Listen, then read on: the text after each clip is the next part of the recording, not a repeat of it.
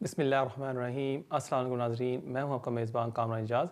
इस शो में आपके लाइव फ़ोन कॉल लेता हूं। अगर आपका भी इमिग्रेशन का मसला है, आप भी फ़ोन करके इस प्रोग्राम में हिस्सा ले सकते हैं। प्रोग्राम का नंबर भी आपकी स्क्रीन के नीचे आ रहा है। उम्मीद है कि आपको ऐसी एडवाइस दी जाएगी जो आपके लिए फ़ायदेमंद साबित होगी। कोर्स की तरफ जाने से पहले थोड़ी सी अपडेट्स मैं आपके साथ शेयर करता जाऊँ।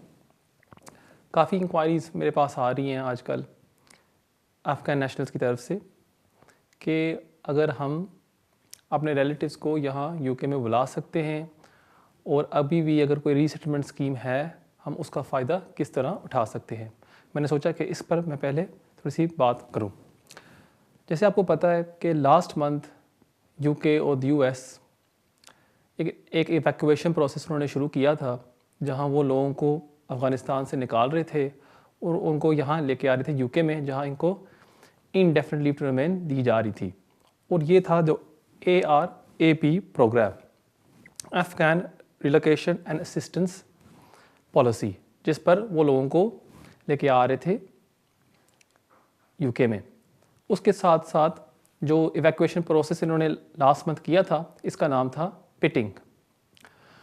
और ये जो इवैक्यूएशन प्रोग्राम था, ये ख़त्म हुआ था 29 अगस्त को। 29 अगस्त को यूके और यूएस के फोर्सेस, उनके जो फ़ौजी हैं, वो निकल आए अफ़गानिस्तान से। और उसके बाद उन दोनों ममालिक ने कह दिया कि जी बस, अब हम अफ़गानिस्तान से कोई लिंक नहीं रखेंगे और जो रेफ्यूजीज़ हैं, जिन्होंने हमारे साथ काम किया था वहाँ अफ़गानिस्तान में, हम उनको यहाँ ट्रांसफ़र कर लेंगे यूके में, अगर वो रिक्वायरमेंट्स फुलफ़िल करते हैं। और हुआ ये कि 18 अगस्त को बोरिस जॉनसन ने ऐलान किया कि हम एक नई स्कीम अनाउंस कर रहे हैं, जिसका नाम है अफ़गान रीसेटलमेंट स्कीम, जिसके तहत अगर किसी ने यूके गवर्नमेंट के साथ काम किया था, वो इस स्कीम का फ़ायदा उठा सकते हैं। या अगर आप कोई वनरेबल पर्सन है अफ़गानिस्तान में, जैसे कि ख़वातीन, जैसे कि LGBT कम्युनिटी, अगर आप उस कम्युनिटी के हैं, अफ़गानिस्तान में रह रहे हैं, हम आपको यहाँ यूके एंटर होने देंगे। और उसकी उन्होंने लिमिट भी रखी थी कि हम 5000 लोगों को एंट्री देंगे इस साल और 20,000 लोगों को हम देंगे विदिन 5 ईयर्स।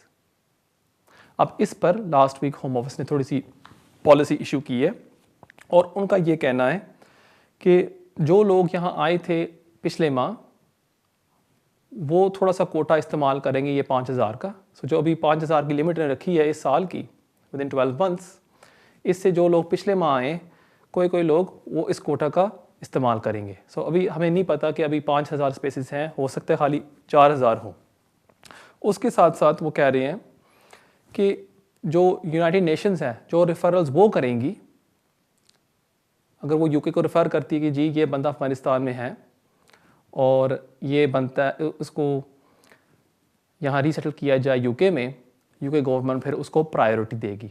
सो ये दूसरी कैटेगरी है जिन लोगों को यूके गवर्नमेंट यहाँ सेटल करने देगी। और तीसरी जो कैटेगरी है, जो यूके कह रही है कि जो हमारे पार्टनर्स हैं, जो मुख्तलिफ ममालिक हैं, जैसे कि पाकिस्तान, जहाँ वहाँ जाके अगर refugee settlement scheme, refugee camps में अगर लोग असाइलम वहाँ क्लेम करते हैं या अपना बताते हैं कि ये जी हम गवर्नमेंट के साथ काम कर रहे थे और हमारी जान को ख़तरा है और इस वजह से हमें यहाँ रीसेटल किया जाए यूके में, फिर पॉसिबिलिटी है कि उन लोगों को भी यहाँ एंट्री दी जाएगी। तो ये हैं जो 3 कैटेगरीज जिनको एंट्री दी जाएगी। अब यहाँ एक सवाल उठता है, जो काफ़ी मुझे कॉल्स आ रही थी इस वीक, कि मैं एक ब्रिटिश नेशनल हूँ और मेरे रिलेटिव्स हैं अफ़गानिस्तान में, मैं उनको यहाँ बुला सकता हूँ या नहीं। अब लास्ट मंथ अगर आप एक ब्रिटिश नेशनल थे और आपके रिलेटिव्स वहाँ फंसे हुए थे, आप रीसेटलमेंट स्कीम का फ़ायदा उठा सकते थे, जो ऑपरेशन पिटिंग था। सो लास्ट मंथ अगर आपके कोई रिलेटिव्स थे, होम ऑफिस उनको ईमेल लिख रही थी कि जी हम आपको इवैक्यूएट करेंगे और हम आपको यहाँ यूके ले आएंगे। और अक्सर ये हुआ है कि जो ब्रिटिश नेशनल्स थे, उनके जो ब्रदर्स हैं, सिस्टर्स हैं, मैंने देखा है कि उनको यहाँ इनडेफिनिट लीव टू रिमेन दिया गया है। लेकिन अभी क्योंकि वो ऑपरेशन ख़त्म हो गया है, होम ऑफिस का ये कहना है कि अगर आप एक ब्रिटिश नेशनल हैं और अगर आप अपने कोई रिश्तेदार वाइफ को यहाँ बुलाना चाहते हैं, आपको इमिग्रेशन रूल्स को मीट करना होगा। अब कोई कंसेशन नहीं है अनफॉर्चुनेटली। अगर आप अपनी वाइफ को बुलाना चाहते हैं और आप एक ब्रिटिश नेशनल हैं, you must meet the immigration rules. और इसके ऊपर ये भी उन्होंने कहा है कि अभी हमारे पास कोई एम्बेसी नहीं है अफ़गानिस्तान में, और अगर आप अभी अफ़गानिस्तान में हैं प्लीज़ आप अभी मत अप्लाई करें। जैसे हम कोई टेम्परी एम्बेसी इस्टेब्लिश कर लेते हैं फिर आप अप्लाई करिएगा। दूसरी जो कैटेगरी जिस पर अगर लोग स्पॉन्सर करना चाहते हैं वो है रेफ्यूजीज़। अगर आप यहाँ यूके में रह रहे हैं और आपके पास रेफ्यूजी स्टेटस है और आप अपनी वाइफ को बुलाना चाहते हैं, अगेन होम ऑफिस का ये कहना है कि अगर आप इमिग्रेशन रूल्स को सेटिस्फाई करते हैं फिर आप अपनी वाइफ को स्पॉन्सर कर सकते हैं। या अगर फॉर एग्ज़ाम्पल कि अगर आपकी वाइफ थी अफ़गानिस्तान में और आप यहाँ यूके एंटर हो गए और आपको ये रेफ्यूजी स्टेटस यहाँ ग्रांट किया गया है, फिर आप अपनी वाइफ को स्पॉन्सर कर सकते हैं, लेकिन आपको इनकम रिक्वायरमेंट सेटिस्फाई करने की ज़रूरत नहीं है। लेकिन अगर आपकी शादी होती है यूके एंटर होने के बाद, फिर आपको इमिग्रेशन रूल्स जो 18,600 रिक्वायरमेंट है आपको सेटिस्फाई करनी होगी। जहाँ तक असाइलम सीकर्स यहाँ यूके में रह रहे हैं और उनके असाइलम क्लेम्स रिफ्यूज़ हो गए, होम ऑफिस का ये कहना है कि अगर आपके सर्कमस्टांसिस चेंज हो गए आप हमें नोटिफाई करें, नई सबमिशंस करें और फिर हम उस पर आपको जवाब देंगे। फ़िलहाल अभी होम ऑफिस ने अफ़गानी नेशनल्स की जो असाइलम क्लेम्स हैं उन पर डिसीजन करना सस्पेंड कर दिया, क्योंकि उनका ये कहना है कि हम कंट्री गाइडेंस को अपडेट कर रहे हैं कि जो जब भी कोई होम ऑफिस कोई असाइलम क्लेम के ऊपर कोई फ़ैसला लेता है वो कंट्री गाइडेंस को देखता है कि उनकी जो इन्फॉर्मेशन है वो क्या कहती है, इस कंट्री में कौन कौन से ख़तरे हैं। क्योंकि अब सब चेंज हो गया है अफ़गानिस्तान में, वो गाइडेंस को अपडेट कर रहे हैं। जैसे वो अपडेट होगी फिर होम ऑफिस का ये कहना है कि हम आपके असाइलम क्लेम्स को डिसाइड करेंगे। लेकिन अगर आप अभी यहाँ रह रहे हैं और आपका असाइलम क्लेम रिफ्यूज़ हो गया था 2-3 साल पहले और आपके सर्कमस्टेंस अभी चेंज हो गए क्योंकि तालिबान अब आ गई है पावर में, आप दोबारा रिप्रेजेंटेशंस करें और हो सकता है कि होम ऑफिस आपको ग्रांट कर दे। लेकिन एक चीज़ का आपने ज़रूर ख्याल रखना है कि जब भी आप फर्दर सबमिशंस करें याद रखें, क्योंकि इतनी बैकलॉग है असाइलम में, हो सकता है साल या 2 साल लग जाएँ आपको जवाब ना आए। सो ये आपने अपने आप को प्रिपेयर करना है। आखिरी चीज़ जो मैं अफ़गानी नेशनल्स के लिए ऊपर बात करना चाहूँगा वो है रिमूवल्स। अगर अब फ़िलहाल होम ऑफिस ने सस्पेंड कर दिया है कि अगर कोई भी अफ़गानी नेशनल है अगर उसको डिटेन किया जाता है उसको वो रिमूव नहीं करेंगी टू अफ़गानिस्तान, क्योंकि वहाँ जो अभी सूरत हाल है वो सेफ़ नहीं है। सो वो एक किस्म की गुड न्यूज़ है, अगर आपको यहाँ डिटेन किया जाता है और आप अफ़गानी नेशनल हैं आपको वो रिमूव नहीं करेंगे।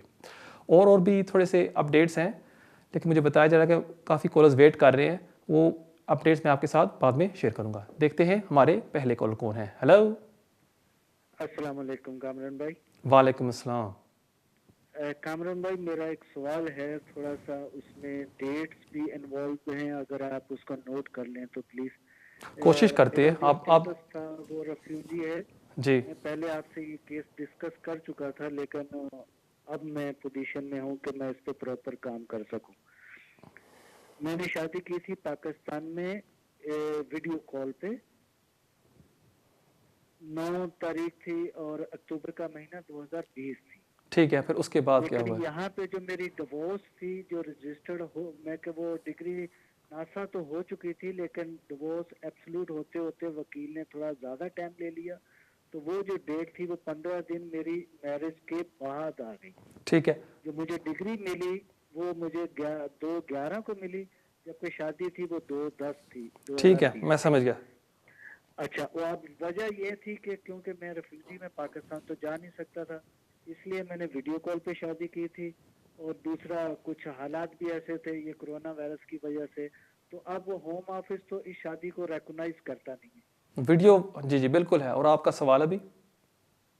और सवाल मेरा अब ये है, क्योंकि अब हमने अरेंज ये किया है कि मेरी वाइफ और मेरी स्टॉप डॉटर टर्की में आ चुके हैं। कहाँ आ गए हैं? सॉरी, पे आप टर्की में।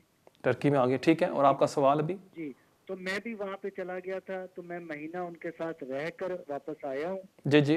तो अब जो है मैं फिजिकल रिलेशनशिप में भी हम हैं और मैं फिजिकल उनसे मिल भी चुका हूँ।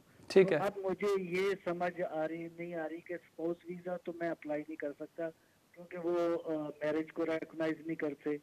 तो अब मेरे पास कौन सा ऑप्शन है कि अनमैरिड पार्टनर के आपकी मैरिज को टर्की में रजिस्टर क्यों नहीं करते? आपने वहाँ रजिस्टर नहीं करवाई? ये नहीं, मेरी मैरिज तो ऑलरेडी पाकिस्तान में रजिस्टर्ड हो चुकी है और हमारे पास सर्टिफिकेट भी है, और पासपोर्ट पे उस मेरे नाम का पासपोर्ट भी उनका है, और NIC भी है, तो ठीक इसलिए है, अब ऑलरेडी तो वो मैरिड हैं, तो फिर दोबारा ठीक है, टर्की में कैसे आप ठीक है, मैं काम देता हूँ करें आपके हम लोग। सवाल का जवाब। बहुत शुक्रिया आपके कॉल का। नाज़रीन, मुझे बताया जा रहा है कि ब्रेक का वक्त होता जाता है। जाने से पहले मैं आपको अपना ईमेल एड्रेस देता जाऊँ, जो अभी आपके स्क्रीन के ऊपर आ रहा होगा, kejaz@me.com। इसके जरिए आप मुझे कांटेक्ट कर सकते हैं, और आप मुझे मिलना चाहते हैं मेरे ऑफिस में, आप मुझे मिल भी सकते हैं। नाज़रीन, कहीं जाना, मिलते हैं ब्रेक के बाद। नाज़रीन, welcome back to immigration with Kamran. मुझे बताया जा रहा है कि काफ़ी कॉलर्स कॉल करने की कोशिश कर रहे हैं और उनकी टर्न नहीं आ रही। और अगर आप कॉल कर रहे हैं और आप मुझसे बात नहीं कर सकते, मैं आप सबसे रिक्वेस्ट करता हूँ कि आज शाम को अगर आप जाएं मेरे यूट्यूब चैनल पर और वहाँ टाइप करें कामरान एजाज यूट्यूब पर, वहाँ मुझे फॉलो कर सकते हैं। जो भी सवाल आप मुझे पूछना चाहते हैं यूट्यूब के ऊपर, आप कमेंट्स में मुझे लिख सकते हैं और मैं अपनी तरफ से पूरी कोशिश करूँगा कि आपके सवालों के जवाब दूँ। सो यूट्यूब पर जाएँ और वहाँ भी आप मुझे कमेंट्स में सवाल पूछ सकते हैं। ब्रेक से पहले एक भाई ने सवाल पूछा था कि उन्होंने शादी की पाकिस्तान में वीडियो के ज़रिए, और उस टाइम उनकी जो है डिक्री एब्सोल्यूट यूके कोर्ट से इशू नहीं हुई थी, और अब वो गए हैं टर्की। मेरे ख्याल में वहाँ भी उन्होंने मुलाकात की है अपनी वाइफ के साथ पहली दफ़ा, और अब वो अपनी वाइफ को यहाँ स्पॉन्सर करना चाहते हैं, और वो पूछ रहे थे कि आप वो किस तरह कर सकते हैं, क्योंकि वो हैं एक असाइलम सीकर यूके में। अब जो शादी आपने की थी वीडियो के ज़रिए, वो तो वैलिड नहीं है, क्योंकि होम ऑफिस एक वीडियो मैरिज को वैलिड नहीं मानती। चाहे पाकिस्तान में उन्होंने रजिस्टर कर दी है, यूके कोर्ट्स उसको एक्सेप्ट नहीं करेगी। अब आपके पास ऑप्शन ये है, नंबर 1, कि आप दोबारा इस शादी को रजिस्टर कर लें, दोबारा आप जाएं टर्की, वहाँ आप शादी को रजिस्टर कर सकते हैं, और वो मैरिज सर्टिफिकेट जो इशू होगी टर्की से, आप अप्लाई कर सकते हैं अपनी वाइफ को यहाँ बुलाने के लिए। नंबर 1। नंबर 2 ऑप्शन, जो मेरे ख्याल में आपको पहले इस्तेमाल करनी चाहिए थी ये वीडियो वेडिंग से पहले, और वो थी फियोंसे वीज़ा, कि आप होम ऑफिस को एक्सप्लेन करते कि जी मैं पाकिस्तान नहीं जा सकता, मुझे अभी प्यार हो गया एक खातून के साथ, और मैं उसको यहाँ बुलाना चाहता हूँ ऑन 6 मंथ फियोंसे वीज़ा, और जब वो यहाँ आएगी हम अपनी शादी यूके में रजिस्टर करेंगे। जैसे ही आपने शादी रजिस्टर कर दी, फिर आपकी वाइफ अप्लाई कर सकती थी for spouse visa in country. और आजकल कोविड कंसेशन की वजह से मैंने देखा है कि जब लोग फियोंसे वीज़ा अप्लाई करते हैं फ्रॉम ओवरसीज़, उनको 6 माह के बजाय 2.5 साल का वीज़ा दिया जा रहा है। तो ये भी आपका लिए फ़ायदेमंद था। लेकिन अब आपके पास चॉइस है, या तो आप फियोंसे वीज़े के लिए अप्लाई करें या स्पाउस वीज़े के लिए। मेरे ख्याल में बेस्ट ऑप्शन होगा कि अगर आप स्पाउस वीज़े के लिए अप्लाई कर रहे हैं, आप आपकी वाइफ तुर्की या दुबई चले जाएं, वहाँ शादी को दोबारा रजिस्टर कर लें, और फिर वो मैरिज सर्टिफिकेट लेके आप अपनी वाइफ को स्पॉन्सर कर सकते हैं यूके में। बहुत शुक्रिया आपके सवाल का, और देखते हैं हमारे अगले कॉलर कौन है। Hello hello hello, you live on air. या मैंने पूछना था कि मैंने असाइलम का केस डाला हुआ है ना, जी जी, तो फिर उन्होंने मुझे काम की परमिशन दी है। ठीक है। तो मैंने ये पूछना था, अगर मैं केयर होम में जॉब करूं, फुल टाइम जॉब करूं और फुल टाइम टैक्स दूं, तो मेरे केस के लिए बेनिफिट स्ट्रॉन्ग होगा? मुझे वीज़ा मिलने की, पक्का होने की उम्मीद है फिर ऐसे? ठीक है, ये पूछना था। और ये पूछना था, केयर होम वाले अगर जब मेरा वर्क का ख़त्म होगा, फिनिश होगा, परमिट नहीं मिला, असाइलम के बेस पे उन्होंने काम की परमिशन दी है, जी जी, तो जब वो फिनिश होगा, अगर वो मुझे स्पॉन्सर करें, उनको कुछ कहें, तो वो मुझे होम ऑफिस वाले देंगे वीज़ा और नहीं? ठीक है, मैं देता हूँ। मैंने ये पूछना। जी जी, मैं देता हूँ आपके सवाल का जवाब। बहुत शुक्रिया आपके कॉल का। जहाँ तक आपका पहला सवाल है कि अगर आप एज ए केयर वर्कर काम करती हैं, क्योंकि आपको काम की इजाज़त दी गई है, आपके असाइलम पर यह पॉजिटिव इफ़ेक्ट होगा या नहीं, अनफॉर्चुनेटली नहीं होगा। आप काम कर रही हैं वो एक अलहदा बात है, आपका केस पेंडिंग है सिस्टम में वो एक अलहदा बात है, इसमें कोई तल्लक नहीं है, कोई लिंक नहीं है। अगर आप काम करती हैं, आप टैक्स देती हैं, चाहे आप यूके को फ़ायदा पहुँचा रही हैं, इसमें आपको कोई पॉजिटिव पॉइंट नहीं मिलेगा आपके असाइलम क्लेम में। एक चीज़ का आपने ख्याल रखना है, आपने मुझे बताया कि आप केयर वर्कर काम कर रही हैं। अगर आप देखें occupation, skilled occupations, appendix skilled occupations, वहाँ जो केयर वर्कर्स हैं जो उस पर आते हैं वो हैं senior care workers. So make sure करिएगा कि जब आपका एम्प्लॉयर आपको एम्प्लॉय करता है वो आपको एम्प्लॉय करता है as a senior care worker, क्योंकि जब आपको एज असाइलम सीकर काम की इजाज़त दी जाती है, आप खाली वो जॉब्स कर सकते हैं जो हैं on the shortage occupation list. अगर वो शॉर्टेज ऑक्यूपेशन लिस्ट पर नहीं है, फिर आप वो जॉब नहीं कर सकती। जहाँ तक आपका दूसरा सवाल है कि अगर आप काम करती हैं एज ए केयर वर्कर, बाद में आपका एम्प्लॉयर आपको स्पॉन्सर कर सकता है work permit visa, unfortunate no. अगर आपके पास वीज़ा नहीं है, फिर आप स्विच नहीं कर सकते टू स्किल्ड वर्कर। आपके पास वैलिड वीज़ा होना चाहिए। फ़र्ज़ करें अगर आपका असाइलम क्लेम कामयाब हो जाता है, सक्सेसफुल हो जाता है, फिर आप स्विच कर सकती हैं टू स्किल्ड वर्कर, लेकिन उसमें कोई फ़ायदा नहीं होगा आपके लिए अगर आपका असाइलम क्लेम एक्सेप्ट हो जाता है, क्योंकि असाइलम का भी जो रूट होता है वो है 5 साल का, और जो है स्किल्ड वर्क का वो भी है 5 साल का। बल्कि अगर आप स्विच हो जाती हैं असाइलम क्लेम के बाद, आपके लिए ज़्यादा वो महंगा होगा, क्योंकि आपको फीसिस भी भरनी होगी। अगर आप असाइलम आपको मिल जाता है, आप इंडेफिनिटली भी अप्लाई कर सकती हैं बगैर कोई फ़ीस भरे। सो इसलिए अगर आपको असाइलम कामयाब हो जाता है, मेरे ख्याल में बेस्ट ऑप्शन होगा कि आप उस रूट पर ही रहें। बहुत शुक्रिया आपके सवाल का, और देखते हैं हमारे अगले कॉलर कौन है। Hello hello sir. Hello, you live on है। हेलो कामरान भाई, सलाम। हाँ जी जी जी, अस्सलाम वालेकुम। हाँ जी भाईजान, मैंने आपसे 2 सवाल करने हैं। पूछो पूछो इसके बारे में पूछो। सर, मैंने ना लास्ट ईयर ह्यूमन राइट की एप्लीकेशन की थी अपनी वाइफ के साथ। ठीक है। लास्ट ईयर फरवरी में। ठीक है। तो उन्होंने वो रिफ्यूज कर दी थी। अप्रैल में उन्होंने मुझे अपील राइट दिया था। ठीक है। तो मैंने अपील की, तो वो कोविड हो गया। वो अपील आ गई इस साल मार्च में डेट मिली। ठीक है। तो ये सारे के बीच में जब मैंने एप्लीकेशन की थी, उस टाइम मेरी मैरिज भी रजिस्टर नहीं थी। लास्ट ईयर सितंबर में मैंने मैरिज रजिस्टर की, और हमें एक बेबी भी हो गया इस ईयर मई में। ठीक है। तो तब जब अपील थी, तब ड्यू था 8 मंथ था मेरी वाइफ का। ठीक हो गया। तो ठीक है, जब अपील पे हम गए, तो वो उन्होंने बोला कि आप ये एविडेंसेस पहले नहीं थे जो मेरा मैरिज सर्टिफिकेट दिया और बेबी का दिया एविडेंसेस, और उन्होंने बोला कि अभी हम रिकंसिडर करेंगे। ठीक हो गया। रिकंसिडर करेंगे। अभी 5 उसके बाद जज ने 1 मंथ का टाइम दिया था, और उन्होंने वो कर दिया रिकंसिडर का, और उसके बाद अभी 5 मंथ हो गए, उन्होंने कोई जवाब नहीं दिया है। आपकी जो वाइफ है उसकी नेशनलिटी क्या है? वो इंडेफिनिट है उनके पास इंडेफिनिट है। ठीक है। और जो अभी आपका जो अपील, ब्रिटिश पासपोर्ट। जी जी मैं समझ गया। जो आपका जो अभी अपील चल रहा है, आपके पास सोलिसिटर है या आप खुद कर रहे हैं इसको? नहीं सर, अभी सोलिसिटर नहीं है। अभी ये रिकंसिडर के बाद मैं वेट कर रहा हूँ। वो बोल रहा था अपील के बाद हो जाएगा। ठीक है, मैं देता हूँ आपके सवाल का जवाब। बहुत शुक्रिया आपके कॉल का। अगर होम ऑफिस इसको रिकंसिडर कर रही है, फिर आपको वेट करना चाहिए। लेकिन आपने मुझे बताया 5 माह हो गए, और कोर्ट ने डायरेक्शन दी थी कि विदिन 28 डेज़ में होम ऑफिस फैसला करे। बेस्ट चीज़ ये होगी कि आप कोई सोलिसिटर से कांटेक्ट कर लें जो होम ऑफिस को लिखे कि जी आपने वादा किया था कि 28 डेज़ में आप फैसला करेंगे, अब 5 माह हो गए, प्लीज़ हमें जल्दी से जवाब दें।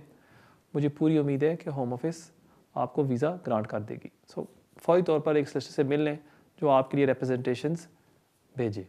बहुत शुक्रिया आपके कॉल का, और देखते हैं हमारे अगले कॉलर कौन है। हेलो हेलो, वालेकुम सलाम जी। थैंक यू वेरी मच इस स्टेज प्रोग्राम का। जी जी थैंक यू। गुड इन्फॉर्मेशन लगी थी। तो पूछना सी कि मेरी मदर इन लॉ ने वो पाकिस्तान में, तो उन्होंने बेटे ने स्पेन तो इत्थे आया सी, तो उन्होंने वीज़ा लवाया सी। हाँ, वो तुसीं मैनूं पिछली दफ़ा भी पुछया सी कि वो साथ नहीं दे रहा जी। ठीक है। वो कितना चिर रह सकते हैं उत्थे पाकिस्तान? कौन? वो ਜਿਹੜੀ है ਤੁਹਾਡੀ मदर इन लॉ, ਉਹਨਾਂ ਨੂੰ 1 ਸਾਲ ਦੇ ਵਿੱਚ 6 ਮਹੀਨੇ ਤੋਂ ਜ਼ਿਆਦਾ नहीं रहना चाहिए। ठीक है। तो दूसरा ये पूछना सी कि अपना मैं बच्ची की शादी करना चाहना पाकिस्तान है, तो वो अजकल क्या प्रोसीजर है, तो कितना टाइम ला रहे हैं वीज़ा देने ते, ਜਿਹੜੀ कितने टाइम का देते हैं? ठीक है, ਜਿਹੜੀ ਤੁਹਾਡੀ ਬੱਚੀ ਹੈ ਉਹਦਾ ਕੀ ਸਟੇਟਸ ਹੈ? वो नर्स है। सॉरी, नर्स है इत्थे ते इंडेफिनिट। ਉਹਦੇ ਕੋਲ ਇੰਡੈਫੀਨਿਟ। ਠੀਕ ਹੈ, ਮੈਂ ਦਿੰਦਾ ਤੁਹਾਡੇ ਸਵਾਲ ਦਾ ਜਵਾਬ। ਬਹੁਤ ਸ਼ੁਕਰੀਆ ਤੁਹਾਡੇ ਕੋਲ ਦਾ। जैसे थोड़ा पहला सवाल है, जैसा मैं क्या है कि ਤੁਸੀਂ ਮੇਕ ਸ਼ੋਰ ਕਰਨਾ ਹੈ ਕਿ ਤੁਹਾਡੀ ਮਦਰ ਇਨ ਲੋ ਇੱਕ ਸਾਲ ਦੇ ਵਿੱਚ 6 ਮਹੀਨੇ ਤੋਂ ਜ਼ਿਆਦਾ ਯੂਕੇ ਤੋਂ ਬਾਹਰ ਨਹੀਂ ਗੁਜ਼ਾਰਦੀ, ਕਿਉਂਕਿ ਜਦੋਂ ਉਹ ਅਪਲਾਈ ਕਰਨਗੇ ਇਨਡੈਫੀਨਿਟ ਵਾਸਤੇ, ਸੈਟਲ ਸਟੇਟਸ ਵਾਸਤੇ, ਉੱਥੇ ਫਿਰ ਉਹਨਾਂ ਨੂੰ ਪ੍ਰੋਬਲਮ ਆ ਜਾਏਗੀ। ਇਸ ਵਾਸਤੇ ਮੇਕ ਸ਼ੋਰ ਕਰਨਾ ਕਿ 6 ਮਹੀਨੇ ਤੋਂ ਜ਼ਿਆਦਾ ਉਹ ਯੂਕੇ ਤੋਂ ਬਾਹਰ ਨਹੀਂ ਗੁਜ਼ਾਰਦੇ। ਜਿੱਥੇ ਤੱਕ ਤੁਹਾਡਾ ਦੂਸਰਾ ਸਵਾਲ ਹੈ ਕਿ ਅਗਰ ਤੁਹਾਡੀ ਬੇਟੀ ਆਪਣੇ ਹਸਬੈਂਡ ਨੂੰ ਸਪਾਂਸਰ ਕਰਨਾ ਚਾਹੁੰਦੀ ਹੈ, ਕਿੰਨਾ ਟਾਈਮ ਲੱਗ ਰਿਹਾ? ਅੱਜ ਕੱਲ੍ਹ ਅਗਰ ਤੁਸੀਂ ਨੋਰਮਲ ਟਰੈਕ ਕਰਦੇ ਹੋ 2 to 3 ਮੰਥਸ ਲੱਗ ਜਾਂਦੇ ਨੇ, ਔਰ ਅਗਰ ਤੁਸੀਂ ਫਾਸਟ ਸਰਵਿਸ ਕਰਦੇ ਹੋ ਕਿ 6 ਵੀਕ ਦੇ ਵਿੱਚ ਜਵਾਬ ਆ ਜਾਂਦਾ ਹੈ। ਬਹੁਤ ਸ਼ੁਕਰੀਆ ਤੁਹਾਡੇ ਕੋਲ ਦਾ, और देखते हैं हमारे अगले कॉलर कौन है। हेलो जी, अस्सलाम वालेकुम। वालेकुम सलाम। जी कनान साहब, कैसे हैं आप? ठीक है मैं ठीक हूँ, आप सुनाएं। जी, ठीक ठाक माशाल्लाह जी। आपका प्रोग्राम बहुत ही अच्छा जा Thank you रहा है so और much. बड़ा इंफॉर्मेटिव है। Thank you. मेरे 3 क्वेश्चन थे, जी जी प्लीज अगर आप उसके बारे में बता दें। जी जी। अच्छा, पहला था कि हमने असाइलम क्लेम किया हुआ है और उसके लिए हमें 1 साल हो गया है, तो हमें राइट ऑफ वर्क नहीं मिला था। ठीक है। तो हमने राइट ऑफ वर्क लेना है, तो इसके अलावा हमारे पास कोई स्किल्स भी नहीं है। क्या ऐसा ऑप्शन है कि हम कोई भी काम की इजाज़त ले सकते हैं उनसे? एक तो ये सवाल था। ठीक है। दूसरा सवाल ये है कि क्योंकि जो मेन एप्लीकेंट है वो मेरी वाइफ है, तो क्या उस बेस के ऊपर मुझे काम की इजाज़त मिल सकती है? किसी ने बोला था कि डिपेंडेंट को नहीं मिल सकती। ठीक है। तो क्योंकि मेन एप्लीकेंट जो है वो वाइफ है। और ठीक है। तीसरा क्वेश्चन ये था कि क्या मैं 6 साल की बुनियाद पर बच्चों के लिए वीज़ा डाल सकता हूँ या नहीं? क्योंकि फैमिली मेरे साथ है, बच्चों को 6 साल हो गए। हो गया। और 7 साल के कब होंगे वो? 7 साल के वो नेक्स्ट ईयर में हो रहे हैं। कौन से मंथ में? दिसंबर में। दिसंबर में। ठीक है। सभी तो प्लीज ये 3 सवाल थे मेरे। ठीक है, मैं देता अगर हूँ आप कोई आपके सवाल का जवाब। बहुत शुक्रिया आपकी। बहुत शुक्रिया। No you welcome. ठीक है, जहाँ तक आपका पहला सवाल था कि राइट टू वर्क या आप अप्लाई करना चाहते हैं, 1 साल से ज़्यादा हो गया है, लेकिन आपके पास कोई ऐसा स्किल्ड है नहीं है जिसका आप फ़ायदा उठा सकें। अनफॉर्चुनेटली आपको वो कोई नॉर्मल जॉब की परमिशन नहीं देंगे। पिछले साल एक केस आया था, start of the year, C6V SSHD, जहाँ जजेस ने कहा था कि जब किसी एप्लीकेंट से दरख्वास्त आती है कि हमें काम की इजाज़त दी जाए, होम ऑफिस को एक एक्सप्लेनेशन देना चाहिए कि उन्होंने डिस्क्रेशन क्यों नहीं इस्तेमाल की। और मैंने अक्सर देखा है कि अभी भी होम ऑफिस ये एक्सप्लेनेशन नहीं दे रही। वैसे वो या तो ग्रांट कर रही है या वो रिफ्यूज़ कर रही है। जब वो ग्रांट करती है फिर भी वो एक्सप्लेन नहीं करती कि जी हमने आपको जो वर्क परमिशन दी है वो खाली स्किल्ड ऑक्यूपेशन लिस्ट के ऊपर जॉब्स के लिए क्यों है। और मेरे ख्याल में शायद इसमें एक चैलेंज बनता है, लेकिन अभी तक किसी ने इसको चैलेंज नहीं किया। पॉसिबिलिटी है कि इसमें अगर कोई चैलेंज करे कि होम ऑफिस अपना फ़ैसला बदल दे, लेकिन प्रॉब्लम यहाँ ये आती है काफ़ी कॉस्टली वो होता है। कोर्ट्स की फ़ीस भरनी पड़ती हैं, बैरिस्टर्स की फ़ीस भरनी पड़ती हैं, और जो असाइलम सीकर्स हैं उनके पास ये पैसे नहीं होते। लेकिन अगर आप एक लीगल एड सिस्टर से बात करें, हो सकता है कि इसमें कोई बात बन सके। लेकिन अमूमन होम ऑफिस जो वर्क परमिशन आपको देती है वो है उन जॉब्स के लिए जो है on the shortage occupation list. जहाँ तक आपका दूसरा सवाल था कि आपका बच्चा भी 6 साल का है और वो होगा 7 साल का नेक्स्ट ईयर, अगर आप पहले एप्लीकेशन डाल सकते हैं और अगर आपको वीज़ा पहले मिल सकता है या नहीं। अनफॉर्चुनेटली आपको पहले तो नहीं मिल सकता, क्योंकि रूल्स ये कहते हैं कि जब तक बच्चा 7 साल का ना हो हम वीज़ा नहीं देंगे। लेकिन आप ये ज़रूर कर सकते हैं कि अगर आप फ़र्ज़ करें आपको फ़ी वेवर मिल जाता है, जो मेरे ख्याल में आपको मिल जाएगा, आप अपनी एप्लीकेशन थोड़ी जल्दी डाल सकते हैं। फॉर एग्ज़ाम्पल 6 माह पहले, क्योंकि होम ऑफिस की ये पॉलिसी कहती है कि जब होम ऑफिस आपकी एप्लीकेशन को कंसिडर करती है, जिस दिन वो कंसिडर करती है उस दिन उनको आपकी सूरत हाल देखनी चाहिए कि अगर बच्चा उस दिन 7 साल का हो गया वो फिर उनको कंसिडर करना चाहिए। फ़र्ज़ करें आपने अप्लाई किया, बच्चा 6 साल का था, लेकिन जब वो केस को कंसिडर करते हैं और वो 7 साल का हो गया, उनको ये पॉइंट कंसिडर करना चाहिए। सो ये मेरे ख्याल में आप कर सकते हैं ज़रूर कि थोड़ा सा जल्दी आप अप्लाई कर लें, और फिर मुझे उम्मीद है कि आपको और आपकी फैमिली को वो वीज़ा ग्रांट कर देंगे। बहुत शुक्रिया आपके कॉल का, और देखते हैं हमारे अगले कॉलर कौन है। हेलो जी, अस्सलाम वालेकुम। वालेकुम सलाम। कामरान भाई, क्या हाल है? ठीक है, आपका प्रोग्राम माशाल्लाह बहुत अच्छा है। Thank you so much. अल्लाह ताला आपको जज़ाक आमीन। और तंदुरुस्ती दे। आमीन। तो मेरा सवाल, हम यूरोपियन थे और इधर हमें 5 साल हो गए, हमने पीस स्टेटस भी किया हुआ है। जी जी अभी हमने वो करना है अपना सेटलमेंट के लिए ना, सेटल स्टेटस तो हाँ जी जी जी करना है, तो वो इधर ही जाके करना है। मसलन जिधर ये प्री स्टेटस की है एक बात, और दूसरा जो है वो मेरे बच्चे जो पहले जब हम आए थे तो 18 साल से कम थे, तो अभी अब वो इंडिपेंडेंट हो गए, मसलन 20, 21 इस तरह के, वो अलहदा करेंगे एप्लीकेशन या मेरे साथ ही करेंगे? एक आप यूरोपियन नेशनल है ना? European national. ठीक है जी जी तो दूसरा मेरी जब हम आए थे तो मेरी बीवी के पास मसलन पासपोर्ट यूरोपियन नहीं था, लेकिन अभी उसके पास भी यूरोपियन पासपोर्ट है। अभी वो अपनी इंडिपेंडेंट करेगी या मेरे थ्रू करेगी? मसलन पहले मेरी वो इंडिपेंडेंट थी, तो अभी वो मेरे साथ उसकी एप्लीकेशन होगी और यहाँ वो दादा करेगी। और ऑनलाइन करते हैं तो ये कार्ड देते हैं या मसलन वही उसी तरह ऑनलाइन वो जवाब दे देते हैं, और कितना सा लगता है मसलन इस प्रोसेस को जब वो मुकम्मल होता है ये स्टेटस का सेटलमेंट का? प्लीज़। ठीक है, मैं देता हूँ आपके सवाल का जवाब। बहुत शुक्रिया आपके कॉल का। इस सवाल का जवाब मैं दूंगा ब्रेक के बाद, क्यों एक ब्रेक होती जा रही है। जाने से पहले मैं आपको अपना ईमेल एड्रेस देता जाऊँ जो अभी आपकी स्क्रीन के ऊपर आ रहा होगा, kejaz@me.com। अगर आप मुझे कांटेक्ट करना चाहते हैं आप मुझे कांटेक्ट कर सकते हैं। नाज़रीन, मिलते हैं ब्रेक के बाद। नाज़रीन, welcome back to immigration with Kamran. ब्रेक से पहले एक भाई ने सवाल पूछा था कि वो और उनकी फैमिली अप्लाई करना चाह रहे हैं सेटल स्टेटस के लिए, और उनको सेपरेट एप्लीकेशंस करनी चाहिए या वो डिपेंडेंट्स भी इंक्लूड कर सकते हैं।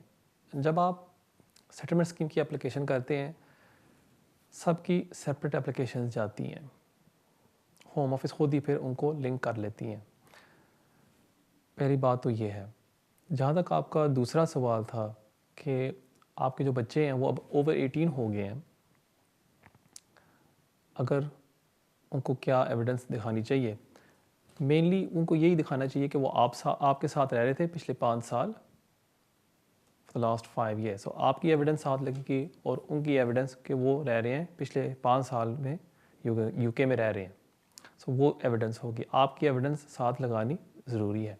जहाँ तक आपका तीसरा सवाल था कि आपने बताया कि आपकी जो वाइफ है वो भी अब यूरोपियन नेशनल हो गई है, अगर वो एक अलहदा एप्लीकेशन कर सकती है on the basis of a European national, या उसको अगर एप्लीकेशन करना चाहिए कि अगर वो आपकी डिपेंडेंट है। अब उसके पास दोनों ऑप्शंस हैं, लेकिन मेरे ख्याल में बेहतर ये होगा कि अगर वो अप्लाई करती है कि वो आपके साथ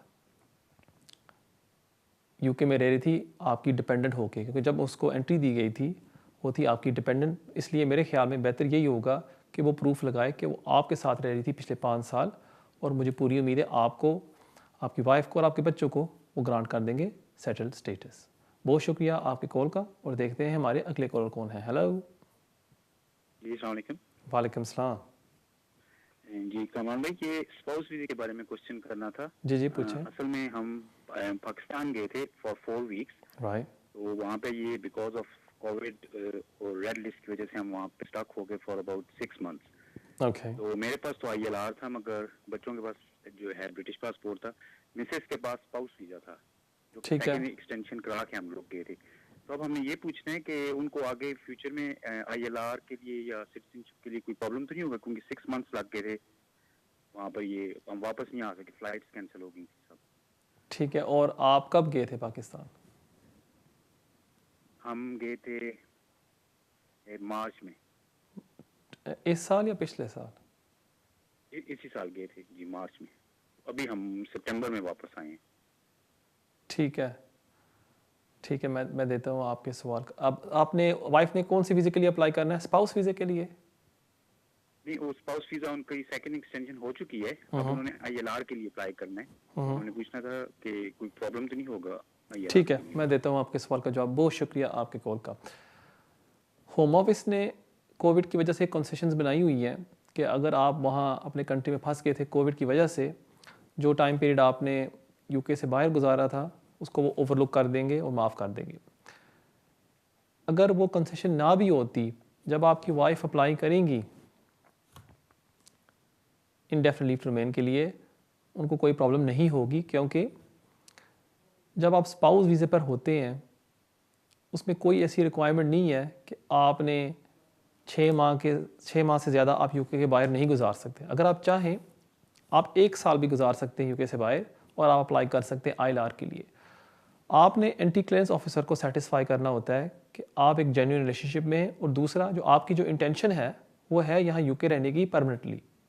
अगर केस वर्कर सेटिस्फाइड है वो आपको ग्रांट कर देता है, लेकिन आप क्योंकि आपके पास एक रीज़न भी था, आपको कोई प्रॉब्लम नहीं होगी, और मुझे पूरी उम्मीद है कि आपकी वाइफ को वो ग्रांट कर देंगे इंडेफिनिट लीव टू रिमेन। सो क्योंकि आपकी वाइफ ने 6 मंथ यूके से बाहर गुजारे हैं, it won't be a problem, उसको वो ग्रांट कर देंगे ILR। जब वो नेशनलिटी के लिए अप्लाई करेगी, वहाँ भी उन्होंने एक कंसेशन की हुई है कि अगर आप किसी वजह से फंस गए थे ओवरसीज़, हम आपको फिर भी ग्रांट कर देंगे नेशनलिटी, चाहे आप रेजिडेंसी रिक्वायरमेंट को फुलफ़िल नहीं करते। बेस्ट चीज़ ये होगी जब आप नेशनलिटी के लिए अप्लाई करें, एक सोलिसिटर से एक दफ़ा ज़रूर मिल लीजिएगा। बहुत शुक्रिया आपके सवाल का, और देखते हैं हमारे अगले कॉलर कौन है। हेलो। वालेकुम सलाम। Yeah, I've got a couple of questions, but they're all interlinked. Go on. The first thing is my husband overstayed me 10 years ago. Okay. We're going down the route of the 10-year nationality thing. Right. He's just short 2 or 3 months shy of the 10 years. Okay. What I want to know is that can we apply the 10 years? Does it start from the day his spouse visa was granted or when he left the country? Okay. Number one, okay. And the second one is, if we apply, shy of say 2-3 months, is there any possibility that they would actually consider the application, or would they just refuse and send it back to us? Right. Okay. Are we now talking about nationality here, or leave to remain, or indefinite? I just want to make this clear. Naturalization. Naturalization as a British citizen, right? Okay. So now tell me the dates. When did he leave the UK to go back and apply for entry clearance as a spouse? What date was that, approximately? November 2012. November 2012. So that means, okay, so he was there in November 2012, right? So from November 2000... No, he left in 11, sorry. He left in November 2011, and then he came back into the country in August 2012. August 2012, right? So essentially, he cannot apply from November 2011 to November 2021. That's that 10-year period, isn't it? Yeah. Okay. After that, he's free to apply. So he can actually apply in November, after this November coming, anytime? Correct. Because after that period, he's not been unlawful, correct? That's right. He went back to his country of origin. That's fine, he but applied spouse visa. correct. So when he came into the UK, say, when did he re-enter the UK? August 2012. August 2012, he came on the new rules, so he got a 2.5-year visa. He applied for a subsequent extension, I'm assuming. No, he didn't. He came on the old. So he came in the old rules, all right, fine. He came in the old rules, he got his indefinite, right? And since then, he's been living here continuously, correct? That's correct. So, in theory, had he not been an overstayer, he would have applied 1 year after getting his ILR. I think we all agree on that, correct? So, essentially, the 10-year period, if I'm right, what you've told me, is from November 2011 to November 2021. Once that's elapsed, he's free to apply for British nationality. Okay. I'm sorry, I'm just going to question you one more here, because this is the doubt that we have. Okay. We have read that it says that you can apply 10 years from your application, isn't it?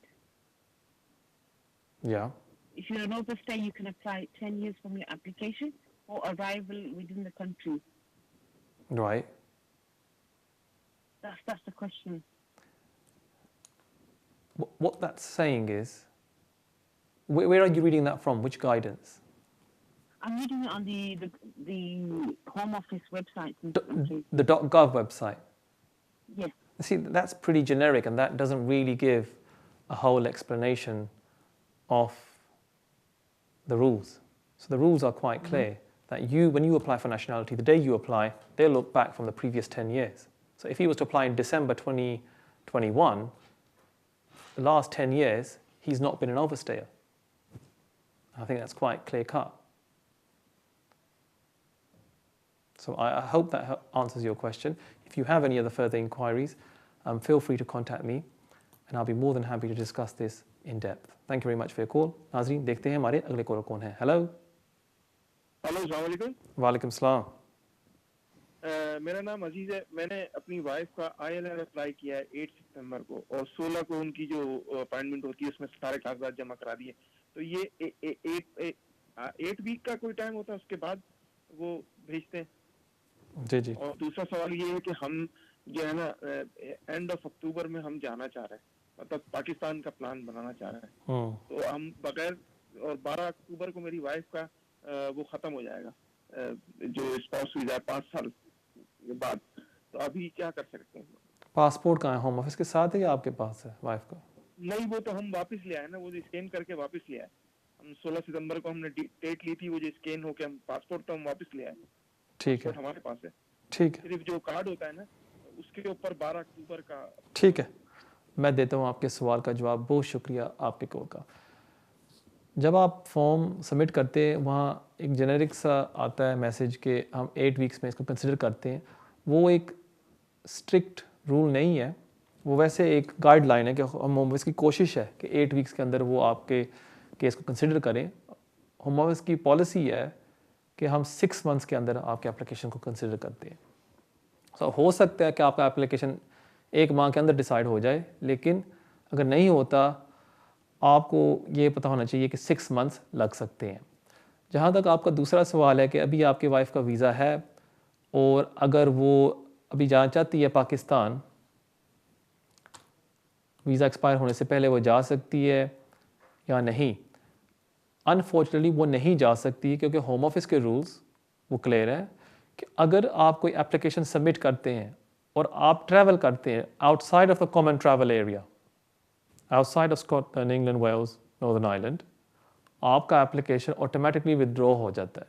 सो इसलिए मेरी आपसे गुजारिश ये है कि आप wait करें, जैसे आपकी वाइफ का वीज़ा इशू हो जाता है दोबारा, फिर आपकी वाइफ जाए Pakistan for a visit. Thank you so much for your call. नाज़रीन, देखते हैं हमारे अगले कॉलर कौन है। Hello hello, you live on है। हाँ जी जी जी। नमस्कार सर, मैं डॉक्टर JP बात कर रहा हूँ ग्रेव्स कैंट से। जी जी। हाँ जी। मुझे ये पूछना था सर कि मैंने अप्लाई किया है जून में स्पाउस वीज़ा के लिए। ठीक है। 20 जून को मैंने एप्लीकेशन सबमिट की। उन्होंने मुझे 19 जुलाई को बायोमेट्रिक्स के लिए बुलाया। ठीक है। हमने सारे एलिजिबिलिटीज जो होती हैं, ऑल द फुलफिल की। ठीक है। Financial and English language, everything we have submitted in proper way. ठीक है। Till now nearly more than 3 months, they didn't response, मुझे कोई रिस्पॉन्स नहीं आया। ठीक so है। I'm little worried about it कि क्या होगा, क्या why they are delaying my decision। ठीक है। एज अ डॉक्टर, जब कोई पेशेंट एंग्जाइटी का शिकार होता है, हम उसको क्या एडवाइस देते हैं? Don't worry. Patience. Yes, have patience and don't worry. और मैं आपको यही एडवाइस आज दूंगा कि अगर आपने फुल रिक्वायरमेंट सारी फुलफिल की है एंड सब कुछ आपने सबमिट कर दिया है, आपको कोई परेशान होने की ज़रूरत नहीं है। एज अ गुड डॉक्टर मैं आपको यही एडवाइस करूँगा कि थोड़ा सा पेशेंस रखें। विदिन 6 मंथ्स में होम ऑफिस आपको ज़रूर वीज़ा इशू कर देगी। So you have nothing to worry about. बहुत शुक्रिया आपके कॉल का, और देखते हैं हमारे अगले कॉलर कौन है। हेलो